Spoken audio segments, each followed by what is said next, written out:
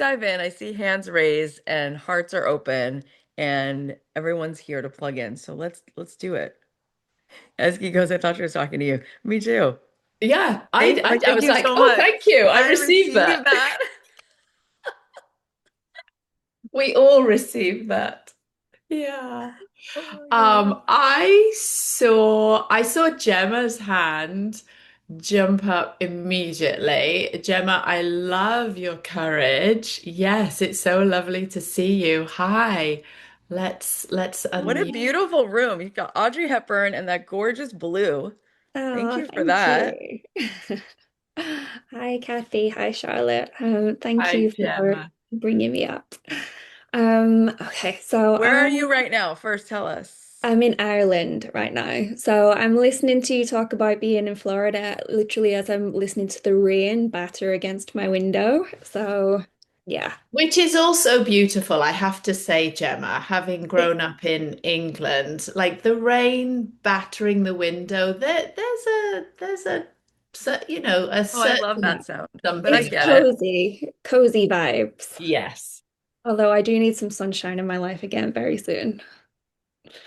Okay, so I would love some advice. I'd love to get your thoughts, Kathy, on I'm struggling like around showing up online from a place of sharing from the messy middle and yeah, sharing in real time as you're building something rather than I seem to be like I'm struggling with this mindset of feeling like I can only show up whenever I have lived through the thing and like packaged it up into this neat little lesson that I can show up and like teach.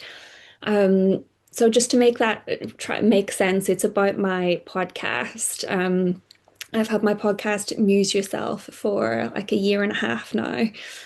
And it, up until this point, has been Muse Yourself, self-love and starting over. So sharing my story, sharing stories of other amazing women who have started their lives over. And it's done well, but it's recent, like it's definitely reached a plateau. So I've kind of been sitting with that, trying to like figure out what's going on. And I know it's because it's a me issue. I've not been showing up in fully in the way that I'm capable of. So I've kind of been sitting with that, and I've had this like new vision come for where I want to take the next level of the podcast to. And just to kind of give some context, I know I shared back when we had a leap day last year, Kathy, about how my podcast came about, God, and her story is a book, it's a movie, it's like, who's I'm still playing holding out you? for the Netflix deal with it. I mean, If is it God's not on a Maggie budget, he can. Gyllenhaal? Like, is it? Who is it? Is it Emily Blunt? Like, who's playing you? Like, let's go. That story is epic. But okay, So keep going. yeah, so yeah, just how my podcast came about, and going back to podcasts were essentially the thing that saved my life at that time when my husband had passed away and I'd lost my job and my home and all of that stuff in within a couple of months. And that was my way of like bribing myself to just get up in the morning. Like, oh, if you can get up, you can just make a cup of coffee and listen to a podcast, and that's all you need to manage. You don't have to think about anything else. So that was what led me to create Muse Yourself to begin with, because I know the power of sharing our stories, and listening to those stories at that time was what helped me to keep going. Um, Isn't so she amazing, you guys? I know you can tell her in the chat. I spent time with her and I was just completely bowled over by her magnetic, gorgeous, shimmering light. It's unbelievable. oh, I've got it. You're gonna make me get emotional. So yeah, I feel like I'm now gravitating towards this new vision for Muse Yourself. I want to, because I know the power of sharing our stories and how it can, you never know who you're impacting. You can literally be saving someone's life and be the reason that they're getting out of bed in the morning and keeping going. And I have this vision that I want to create like a global platform for powerful female storytelling. I want that to be the next iteration of Muse Yourself. So instead of Muse Yourself, Self-Love and Starting Over. I want it to be Muse Yourself, Women Who Rise. And I want to create this huge, like, I just can see it so clearly in my mind and taking it to the next level. And I feel like that is the next chapter that I'm being called to step into, is to document the creation of this and to document my next reinvention in real time and take people along. But I'm just struggling with the mindset of that. I feel like up until this point, it's almost been like a coaching podcast, not intentionally, but just because I'm in this mindset of, oh, I can't share until I've processed it and it's all neat and I can teach the lesson that I've learned. But now this new chapter, I feel I'm being called to share in real time as I'm building.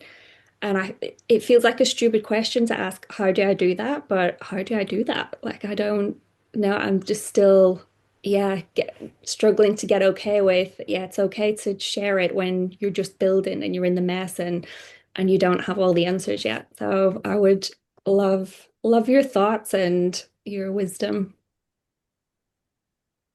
It's so powerful what you already just said. And you said that, there are moments where you know that your story could change someone's life. And you just did that today.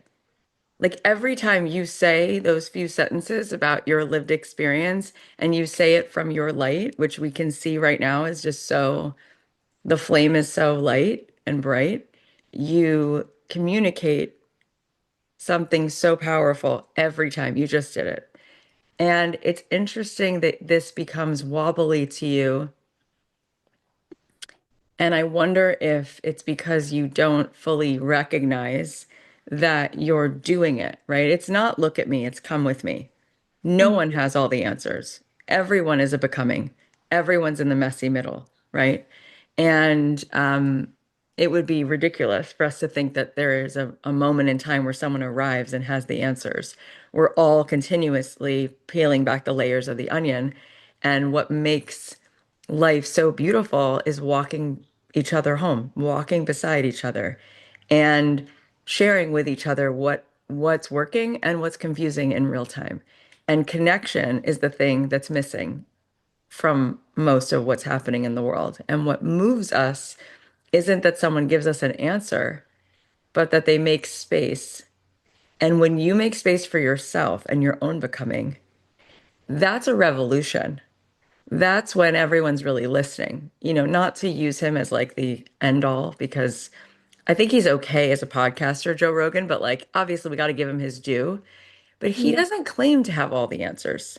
He's like, I actually don't know, but I'm curious. And there are things I have opinions about, but then I change my opinions. And, I certainly don't agree with everything he says. I can't really keep up. And he's such a broy guy anyway that, like, I don't really listen to him. Like, it's not my thing. But what I do appreciate about him is that he really wants to connect and he doesn't want to be an expert and he doesn't want to say he has all the answers. He actually wants to, like, be in the inquiry of it. And Mm, I think that's why people appreciate it. I don't think anybody ever is looking for someone who goes, let me prescribe you the advice. Like it's so off-putting, But I think that what we appreciate is the humility and the authenticity of someone who says, here's what's working for me. And I'm still figuring this out. And I feel like this is really helpful. And here's where I sometimes get, caught. And everyone's like, oh, thank you. Like, because remember, it's also just a 2-degree shift. We can't even take on a 10-degree shift. So when you just shared with us, just you being you just now, you gave everyone a 2-degree shift just now, right? Even with everything else that's still not yet figured out. So it's almost like you are sitting on the greatest gem possible, like the most viral, the most potent, magnetic kind of a person is the one who, like you, has a story that they're willing to share and doesn't feel any kind of answer key and also has some things and tools and is like it's the essence of what makes any like if we were writing a character in a movie, we'd write her just like you. Like you it's so exactly as it needs to be. And it's interesting that it's wobbly for you. It's interesting that there's even this part of you that's like, I don't know. I guess it's even funny I'm asking this question, but am I able to lead? And it's like, it's not just a podcast. Like you said, this is a much bigger, this is a community, this is a movement, this is people linking arms and connecting and leaning on each other and giving each other support and inspiration. And sometimes the most support and inspiration you get is someone saying, "You're not alone." Mm. Like, I don't know what the answer is, but I feel that same way. And you're not alone. And just feeling less alone, you're like, okay, actually, I can get through another day because I don't feel like it's just me in this, you know? Yeah. So, um, I wonder what would happen if you like fully got behind it. Like if you fully understood the unbelievable gift that you are.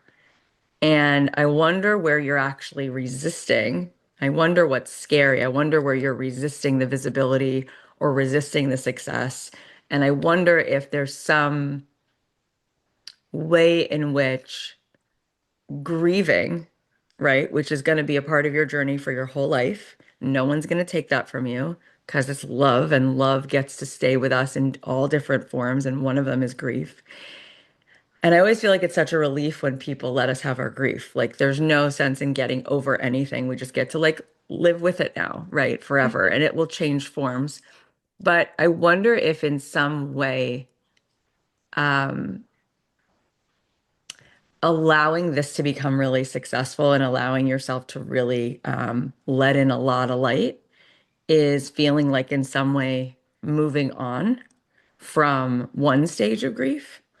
Mm. And I see it as actually just like moving together because from the true look at the universe, he's moving with you. In fact, so much of what's happening is a conversation that he's having with you that is ever growing and changing, that's now actually being communicated. So the two of you are, you're just going together to continue to shine a light into the world, right? And you have this like ambassador in the heavenly realm who's now like a business partner. And so I just wonder if Charlotte wants to weigh in on that because I think it's a little bit of her domain, and I'm curious. Um, you know, Charlotte worked, she's, trained in Reiki and coaching, but she also worked in hospice for so many years. And I just wonder, Charlotte, if you feel that there's a way that we can support her in this, because what I know is that all of the blessings and the miracles and all the desires are already fulfilled. And so there is no time. Time is actually completely an illusion. We all just collectively bought into it. Like we just did a daylight saving. That's made up. I don't know what that is, but we just moved time around. So they're all now. They're not in the future. There is no future. It's just a matter of perception and widening your capacity to receive it from your vessel expanding and no longer resisting that which wants to come in. And so there might be, and I'm just curious because Charlotte knows more about grief than me and these kinds of really intense and beautiful spiritual journeys. So I'm curious, Charlotte, what your thoughts are about that. Yeah, I mean, gosh, I have had experience of grief myself and so many of my clients and their families, and it's grief is fascinating. It's, I mean, I'm sure there's just 7 stages of grief, and it's almost like, oh my gosh, it's this clinical process. And there are people that expect you to, and a lot of people in healthcare medical field expect us all to work through these 7 stages. Okay, I'm done with the first one, on to the next one. And it really isn't like that. It's really about bouncing between all 7.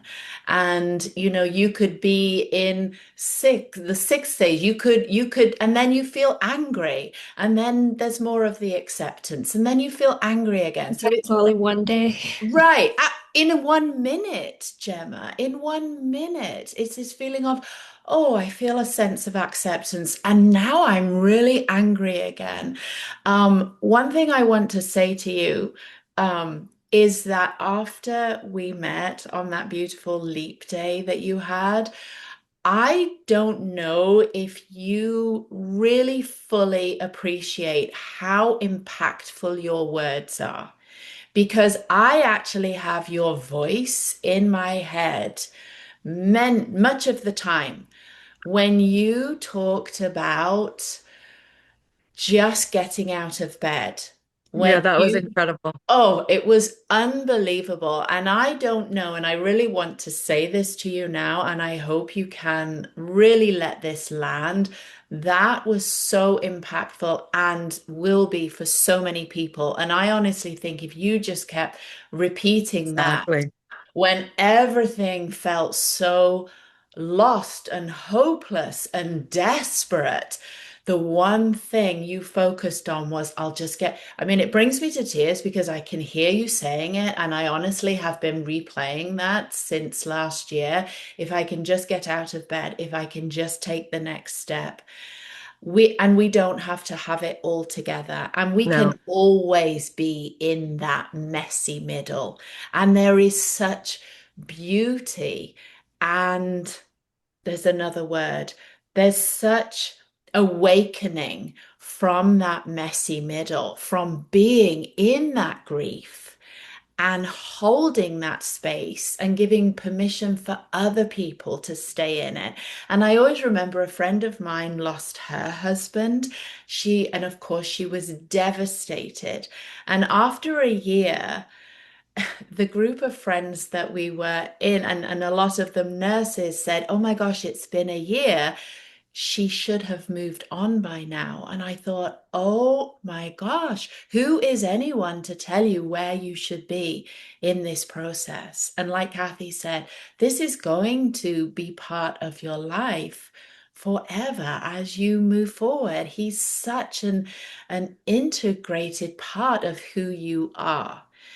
So I wonder if there's, and if you can feel a connection to that part of you that feels almost like this sense of, I should be done with this. I should have moved on to the next stage. What's wrong? Because I'm here one minute, I'm there the next. I'm angry, I'm accepting, whatever that looks like. I wonder if you can connect with that part of you and really lean in and love that part of you that feels like it has to be all wrapped up in a box neatly and tidily, because that's not what grief is. Mm. did you just have a breakthrough from what? Because I got a breakthrough for you from what Charlotte just said. What are you feeling from what we both just shared? I was thinking it's funny what you just mentioned about back in the leap day, because I remember thinking at that time, telling that story to you both was the first time I'd ever told anyone that story, ever, like ever even said those words out loud. And after I came away from our session, I, for the first time ever, went and recorded a podcast episode telling that story. I'd had my podcast for over a year, but never told that story, which is insane because that's the whole reason the podcast exists. But for the first time, I went and recorded a raw, like my story, just what I had said to you both, and put it out there for the first time. And yeah, got a really nice response to it. But I think, like, I agree with what you're saying. I feel like maybe some of the issue is I being brought up in an environment where it's not okay to, as you say, people expect you to move on really quickly. And I feel like there's a part of me still feels like it's maybe not okay to share this or to talk about it as much, for fear of people thinking, oh, is she trying to like exploit this in some way, or trying to use this in some way? Because that, yeah, I know that sounds ridiculous saying it out loud, but that's the kind of environment I've been brought up in, where we don't use the things that have happened to us to get attention, or yeah, I feel like that's probably like playing in there somewhere. I want to say a few things. First of all, Charlotte, what you said was so helpful. it really unlocked this puzzle for me, which is to say, because I knew you would know, because not only have you gone through grief, losing your mom at a young age, but you, I mean, and not only did Charlotte work in an ICU, but then she worked in pediatric hospice.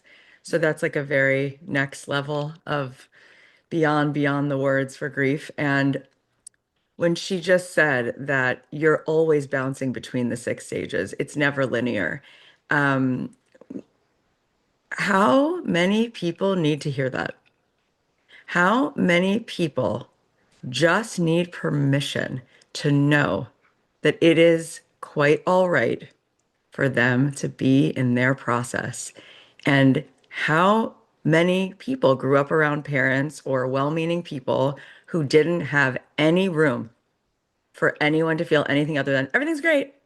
And how much of the world's problems have been caused because no one has the space to just let you feel your feelings. And I'm sure you're this way. I know I'm this way. I know Charlotte is this way. I'm never the person to cheer anyone up. I'm like, let's feel it. Like I will never do that to you. Like I won't be like you. I'm like that. It sucks. Like this is not okay, you know?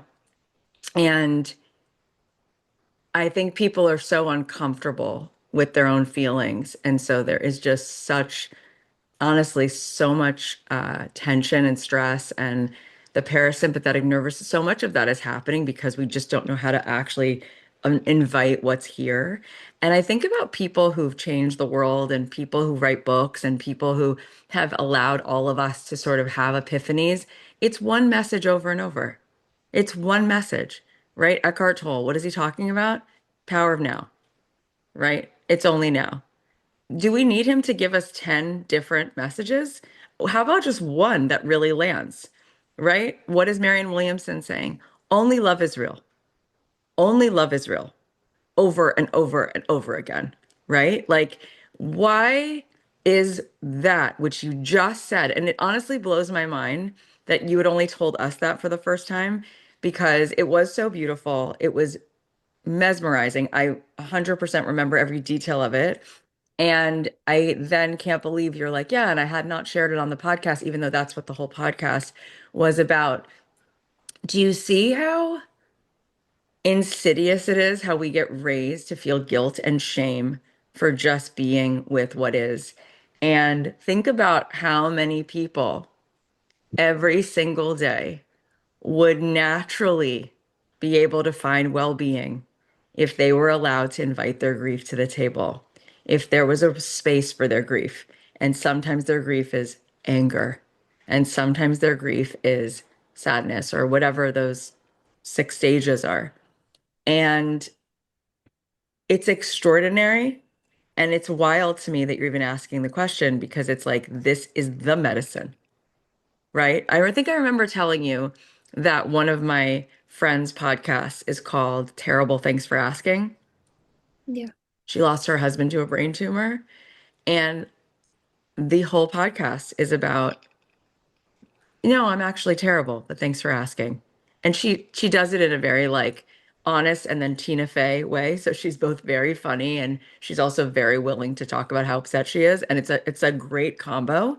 And she wrote a book about it, and it did so well. Because how unique is it that someone's like, no, I'm terrible, but thanks for asking. It's like, oh my God, honesty? Oh my God, right? Yeah. And even for people who are not grieving necessarily in the same ways, they appreciate that somebody is allowing for feelings. And I don't think that you realize that whatever Let Them has done for the world and that woman's poem that turned into Mel's book, which is a huge concept, huge, right? Life-changing. This, like, feel it, like, be messy, like, it's gonna keep coming up and it's actually not linear. Like, that is your medicine. And feelings are like visitors, right? In mindfulness, we learn that if you just let them in, they'll stop pounding at the door and they'll actually subside. It's the reason, I don't know if you guys have ever read it. One of my favorite books is Women, Food, and God by Janine Roth. And I asked Anne Lamott what is her favorite book, and she said Women, Food, and God. And I was like, okay, if Anne Lamott is saying that, so like that's a great book. And the whole book is about um feeling your feelings. And she's saying it from like she had an eating disorder her whole life, but really that was from not wanting to face what she didn't think she could handle feeling. But once she actually leaned in, she realized that underneath the feeling, when she let herself feel it, underneath that feeling was God. Underneath that feeling was the biggest, most incredible access to her soul, and that she could tolerate feeling it. And that if she just leaned all the way in, like after 90 seconds of feeling the full grief, the full pain, the full whatever, she met the strength inside of her that was like a tiger. Like it was like the strength she didn't even know she had. And it was just, that's why people don't let people feel. They're afraid that they won't come out of it, or they're afraid that they won't be able to handle watching someone and not knowing how to fix it. But if we all let ourselves have that Sally Field moment from Steel Magnolias like once a week, we would just be so fine. Like life is very lifey. And I'll say one other thing, which is that Zach Bush said that he's a doctor. He was working as a physician at a monastery for a few years. And he was fascinated that these people in the monastery had a lot of physical problems because physical problems usually come from high cortisol, which creates inflammation in the body and turns into disease, which is all kinds of different ailments. And then he realized it was because they themselves didn't feel they were allowed to feel their human feelings. They were supposed to move into enlightenment all the time. And he said, from a spiritual place, actually, your soul asked to have both. Your soul knows what it's like to be enlightened, but it came into a human body to feel every human experience. And if you deny the human part of you, the grief, the anger, the whatever, it metabolizes and holds into the body and it turns into disease. It turns into sickness. You have to feel it. And so he was teaching that to monks that, like, you're still human. Right. And so, like, part of being mindful now, we know, is teaching kids to name feelings. Mindfulness now includes not only positive feelings, that there's no weight. You can't weigh one against the other. It's not like, oh, only the positive ones are worthy. No, we teach kids now to just name it. Oh, and let's give them words for it. This one's fear. This one's frustration. This one's anxiety. This one's stress. This one's tension. This one's pleasure. This one's enthusiasm. And just feeling how we can flow in between all of them gives us more capacity for equanimity. And equanimity is the greatest high is not joy, it's equanimity. It's I can be with everything as it is in divine order. And so you, like Mary Oliver, right? Like some of the most incredible souls of all time are just saying everything has its place in the divine order of all things, and all of it is welcome. All of you is welcome here. And the all of you is welcome here is a revolution. And so that messy is the blessing. Yeah, that messy allows other people to really lean into their feelings because they haven't been able to share because it's been however long and they are still feeling the grief and they now don't feel like they can talk about it. So, oh my gosh, you're helping everyone unwrap their boxes. You're such a treasure, Gemma. And you're the perfect person. Like God sent the perfect person because you have such a poetic way about you and everything about you. You're the perfect casting for this. There's just something about you that all you needed was the permission to feel. And to know that you can give that permission to others is your greatest gift. And you can do it in a way that I can't do it. You can do it in a way that will actually matter deeper because that's your gift. This has been like medicine. Thank you. It's just exactly the talk that I needed. When you take that strength you had to say, I think I am going to air an episode about this, and you run your whole podcast now and your whole consciousness now is from that place of permission and strength, it's going to be an avalanche of so many blessings. Actually, before, can I just tell you, whenever we finished our leap day session, you'd lovingly like kicked my butt a little bit about refusing to show up. I wasn't like fully getting in my visibility. And I did come away and think about that. And yesterday I just recorded, I'm launching my podcast into video now. Yesterday I just recorded my first video episode. It's not gone out yet, but from here on in, the podcast is going to be video and no more just hiding behind audio. So that's been scary but exciting. I think that probably came as a direct result of our leap day session as well. So, I love that so much. And I just had a thought. I'm just going to share it because that's how impulsive I always am. If you need sunshine and you decide to come to Los Angeles for this summer summit, we're doing yeah. 2 days of Cathy Heller Live, and we have amazing people speaking. And I feel like if you come for that sunshine, I'm going to call you on stage so that we give everyone a very beautiful moment of permission to feel their feelings and hear you share a little bit of that story if you would like to, because I think it would be a huge gift. I just need to tell you, I've literally since last year been manifesting an opportunity to go to LA for something relating to my podcast. It's been on my vision board. I've been talking it out loud to all of my friends. I even said it on the podcast. So that was literally just like my manifestation come to life right there. Well, I think you know how to do it, Gemma. I I love think that. you have your wings. Absolutely. Thank you so much. Guys, Amazing. Esgy, Yeah. what are the dates? I think it's August 2nd and 3rd or something like that. We're about to put the page up for everybody to come. And those of you who are in business class, you'll have like special discount codes and all of that stuff. But it's going to be so fun. There's room for almost 400 people in the theater. It's 2 days. It'll be so fun. But Gemma, we were conspiring together in the quantum field. We were talking to each other before we even knew it. 100%. Yeah.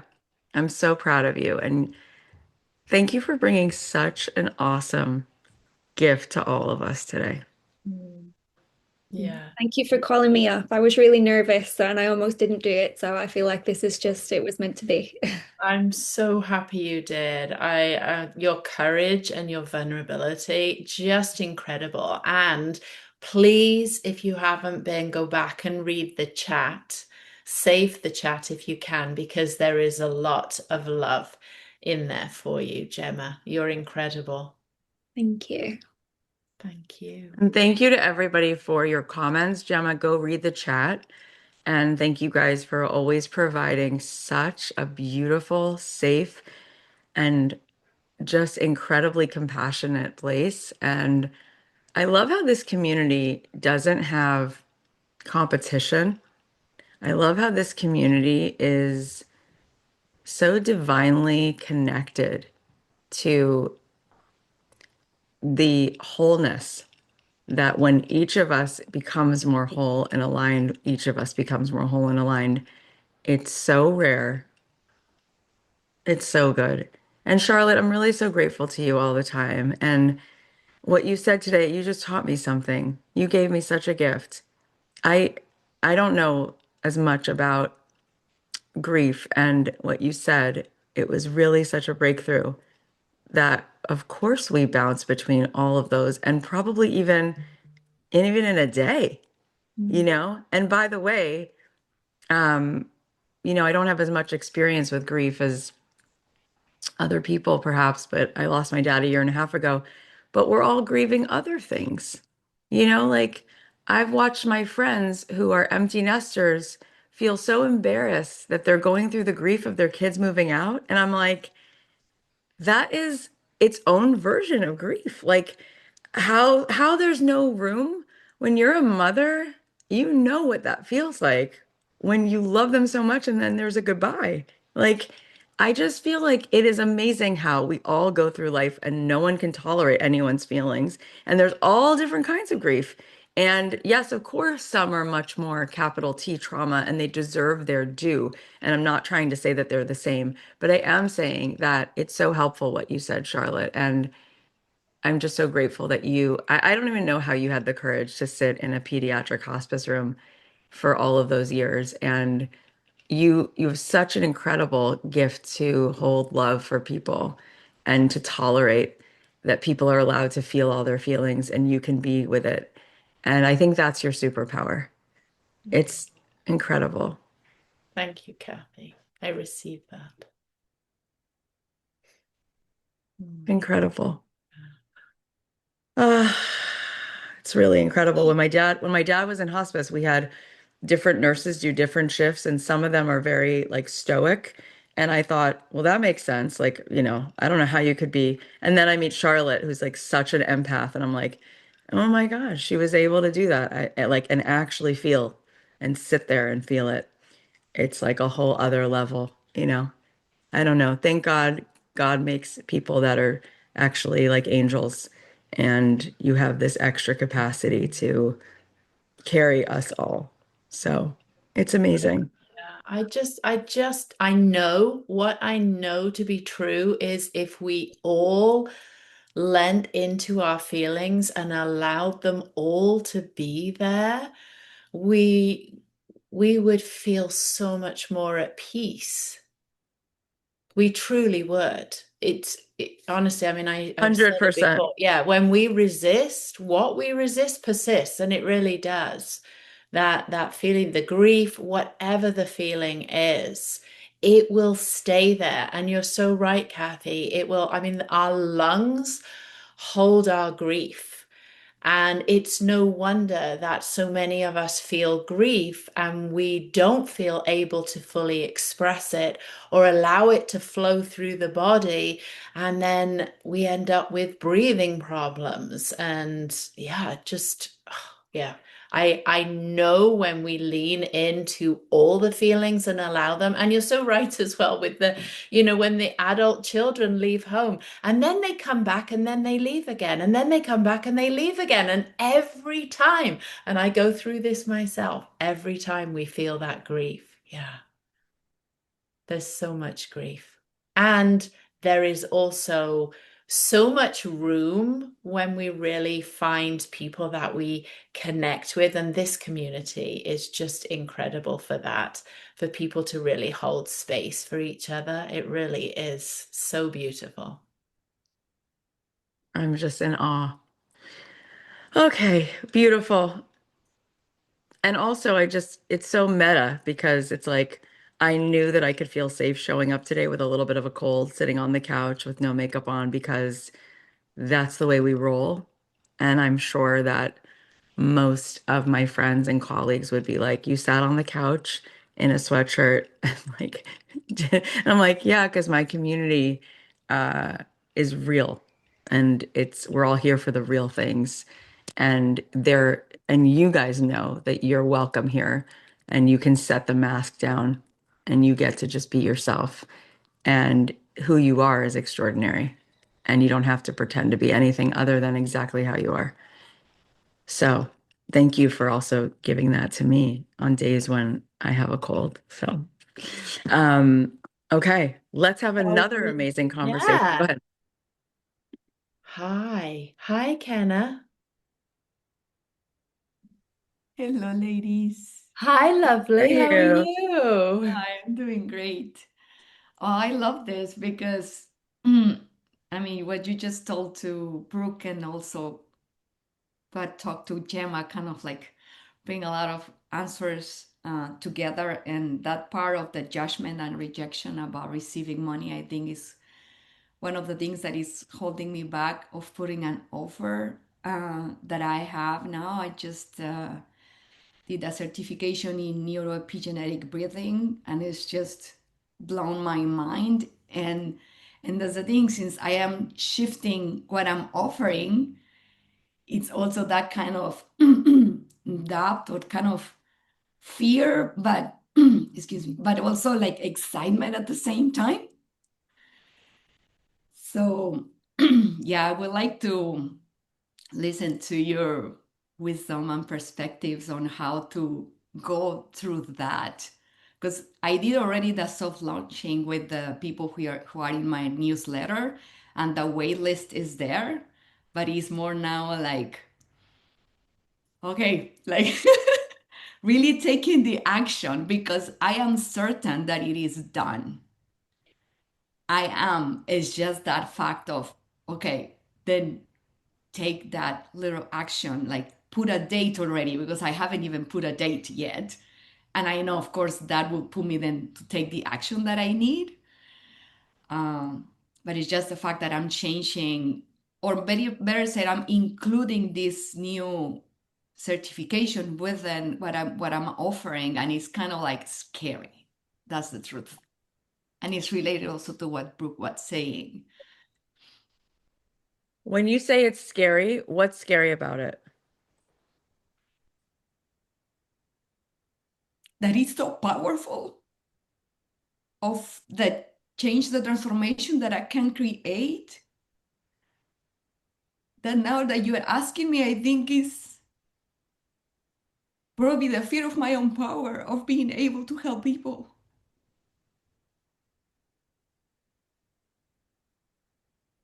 Yeah. There's a very tender part there when you speak of your power. Yeah.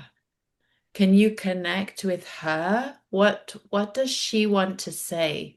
What is she scared of? She's scared of the fact that she knows it can really work now and bring my business out there Mm. and create the impact that I would like to, and by consequence, create the money at the same time. And what would that mean? To be that powerful, what would that mean? Mm.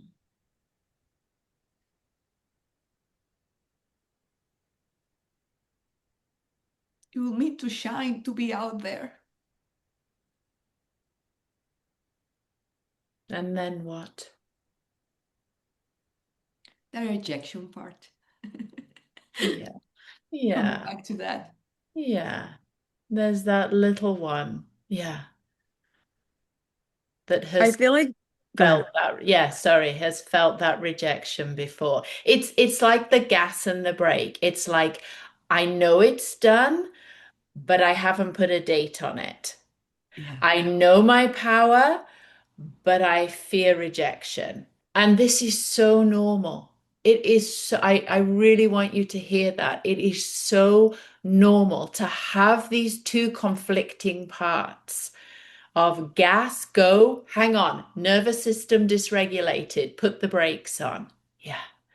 And when those two parts can really lean in and get an understanding of what the other wants, so that the power understands and holds space for the rejected part, and the rejected part understands and holds space for the power. It's like two people from different places coming together and having a conversation and understanding what it's like for both of them. Does that make sense? Of Yeah. course, yes, it does. Okay, so this is why it's so fun to work with Charlotte because we overlap and then we also can go into like the different quadrants of the human experience. And one side that you're talking about right now is she's helping you put language to what's happening in your nervous system so that you can feel your body, your nervous system let go so you have permission to move, right? But Mm. from a spiritual lens, which is where I live in the world, it's all an illusion because it's not your power, it's God. Okay. And let me explain. You're not making yourself visible, you're a pointer towards the divine. So the reason I can allow myself to move and grow and always be visible is because I'm not here for Cathy's visibility. It's not that interesting. What's interesting about a faucet isn't the faucet, it's the water coming through the faucet, right? What's interesting about a light bulb is not the light bulb. It's not the lampshade. It's not did you get it at Crate and Barrel? It's does it turn on?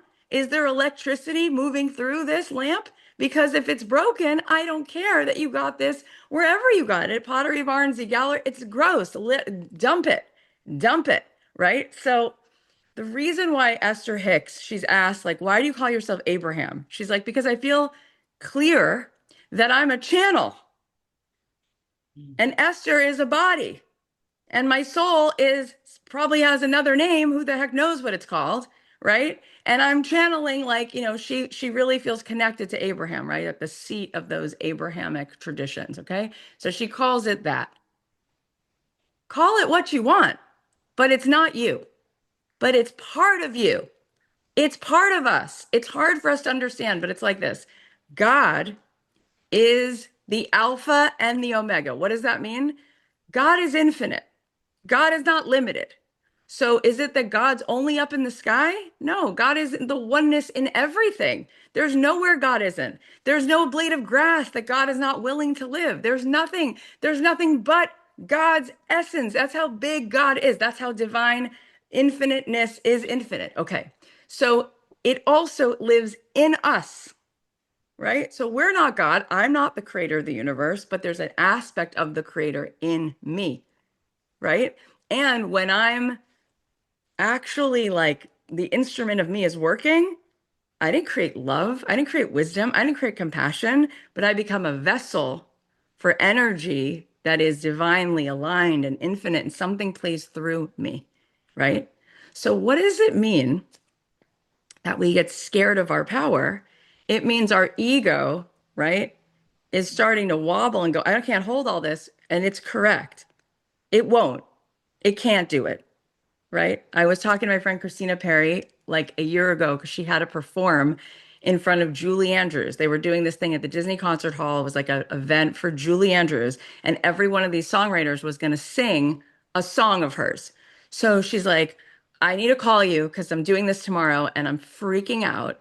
And what do I do? Like, how am I going to go sing in front of Julie Andrews? I go, you're not singing in front of Julie Andrews. A part of you is singing in front of Julie Andrews, but your gift is not yours. It's moving through you, right? When you let go, did you write 1,000 years? Sort of. Where did it come from? She's like, I don't know, it just came. Right. Inspiration. It's a flow. It's coming from the divine. It's a download from the grid, a bigger grid than us. There's intuition and information that's coming from something bigger than us. Okay. So I said to her, just let it go. You don't have to do this. You could never do this. Your ego in front of her ego, then measuring whose egos are bigger and the statuses of the garbage and of all that illusion. None of it's real. What's real is that somewhere inside of Julie Andrews, most of us, if we grew up in our generation, were touched by the godliness in her. Okay? So the Julie Andrews part, who cares? Right? But whatever's in her, that love in her is connected to the love in you. And the love in you is one with the love in her. And that part of you is going to just open your mouth and it's going to move through you. And she's going to feel it. And nothing from that part of you wants to be impressive. It just wants to connect with itself. Right. And you both have it. So she was like, oh my, thank you so much. I was like, yeah, because like when you go into the ego of it, how do I sound? Oh my God, I'm going to get a cold, my throat. Who cares? No one cares about your throat. Bob Dylan doesn't even have a good voice. It's not the voice, it's what's moving through the voice. No one cares about the voice. It's what's the feeling in the voice, which we all have inside of us. And we go, oh my God, we're all connected.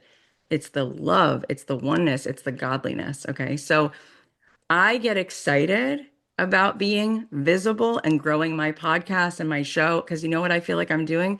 Holding up a laser pointer and going, you see the divine? It's in you and it's always there. So I feel like all the glory to the king. That's how I feel in my life. I don't have anything else to do. Nothing else is that interesting, right? Which is why I could show up here in a sweatshirt with a cold, because it's not, you didn't come for me. You came for something that hopefully moves through me that reminds me you of what's moving through you. So when that part of you can just settle down and you say, hey, you never did it. You can't do it. But what you can do, and what each of us gets credit for, is allowing ourselves to be a vessel for a power greater than ourselves. And that's when the best ideas flow through. That's when the best athletic people become athletic. It's like it's something, it's flow.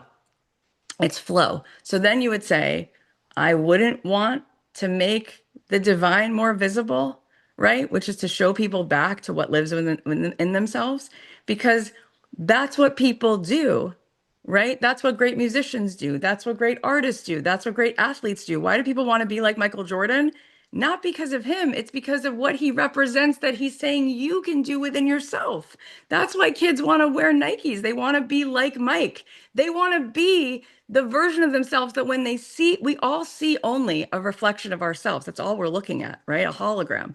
So when people are watching him play, they're saying to themselves, oh my God, you're awakening in me. You're stirring up something that's like you're activating that I think there's something in me that could become great. I could become the greatest of all time too in my own lane. And that's what you just did for me. It's not basketball. It's definitely not basketball, right?